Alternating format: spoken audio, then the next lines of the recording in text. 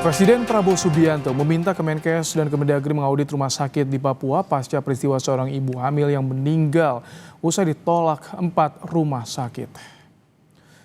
Mendagri Tito Karnavian bilang jika tim Kemendagri dan Kemenkes telah berangkat ke Jayapura, audit dilakukan untuk mengetahui penyebab korban ditolak rumah sakit hingga nyawanya melayang. Saya melapor pada beliau, jadi antaranya itu perintah beliau untuk segera lakukan perbaikan audit, dan saya sudah nyampaikan, saya sudah komunikasi dengan gubernur, sudah. Saya minta gubernur, begitu saya dapat informasi gubernur Pak Matius Fakiri sesegera mungkin ke rumah korban, keluarga korban, semua dibantu. Yang kedua melakukan audit internal, masalahnya di mana. Dikumpulkan rumah sakit itu.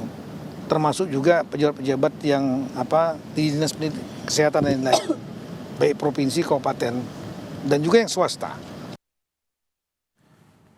Kementerian Dalam Negeri mengirim tim khusus untuk melakukan investigasi terkait kasus kematian ibu dan bayi usai diduga ditolak rumah sakit di Jayapura, Papua. Tim khusus yang beranggotakan 8 orang tiba di Jayapura pada Selasa siang. Tim akan mulai melakukan pemeriksaan ke RSUD Yowari dan RSUD Abepura pada Rabu besok. Tim khusus akan meminta klarifikasi pemerintah daerah termasuk pihak rumah sakit serta menemui keluarga korban. Siapa, Pak? Tim dari Inspektorat ada 8 orang untuk melakukan pemeriksaan PDTT, pemeriksaan dengan tujuan tertentu. Jadi ada objek yang harus kita lakukan pemeriksaan. Untuk itu kami minta informasi dari Inspektorat Provinsi, kami minta informasi dari Pak Gubernur dan OPD-OPD lainnya. Itu yang bisa. Memang udah banyak informasi yang kami dapat, tapi untuk klarifikasi aja kepada Gubernur. Untuk besok kami baru melakukan pemeriksaan.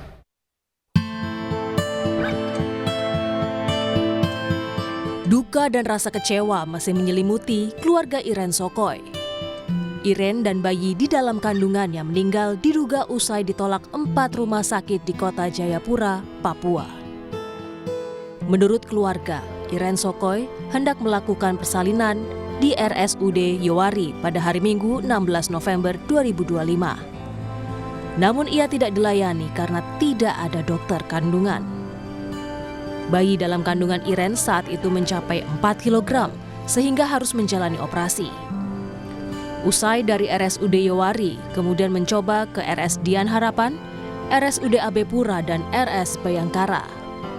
Namun karena tidak ada yang menerima, Iren meninggal pada Senin pagi 17 November 2025. Sudah mau keluar tapi jalan keluarnya sempit, anak badannya besar. Terus saya bilang, itu jalan keluarnya ada toh, paling operasi. Terus mereka bilang dokter yang operasi tidak ada. Yo kenapa dari tadi bilang supaya kita cari jalan untuk lanjut ke sana. Ini sudah jam 2 malam ini. Sudah kami ribut dan bertindak. Sudah cepat bikin rujukan. Katanya orang telepon ke dokter kah? Dokter dia keluar sudah 3 hari. Telepon begini sudah bicara dengan dokter bilang sudah ada rujukan ke Dian Harapan. Sudah kami lari ke Dian Harapan dengan petugas 3 orang. 2 orang ya. Sampai Dian Harapan tidak diterima. Sudah kami cari jalan ke rumah sakit AB. Rumah sakit AB sama juga tidak terima. Kami ribut di situ, petugas juga malas tahu. Ini kadang sudah mereka terlalu lama bertahan, toh akhirnya sesak napas naik. Atas kejadian ini, Gubernur Papua Matius Fakiri minta maaf dan berjanji akan mencopot tenaga medis yang menolak pasien. Di kejadian ini kejadian yang menjadi keprihatinan saya mendalam, dan saya pastikan rumah sakit yang singgah punya ruang pemerintah minggu depan saya copot semua.